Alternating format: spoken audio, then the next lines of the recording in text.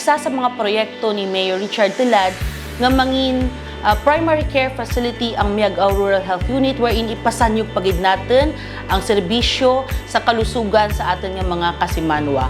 Nagkanda kita ka series of meetings with engineers and architects ng DPWH kag DOH, kaupod man ang ating municipal mayor para sa pagbag-o kang rural health unit nga maging primary care facility. Ang primary care facility, ang ating pasilidad maga-cater sa mga masunod. May ara kita birthing facility, x-ray, dental, laboratory, ambulance services, kag iban pagid nga serbisyo nga para sa kaayong lawas. We are very lucky bangod kay Mayor Richard S. Garin Jr. kag kay Congresswoman Janet L. Garin mapahimo matukudan ang ating municipality ka dialysis center sa Barangay Gibungan.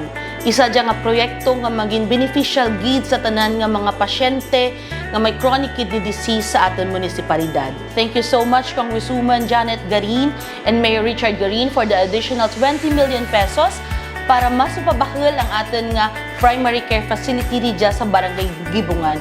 Kung mas bahal ang atin nga facility, mas duro nga mga tawo ang makaserbisyo kag matugruan ka serbisyo sa ikayong lawas.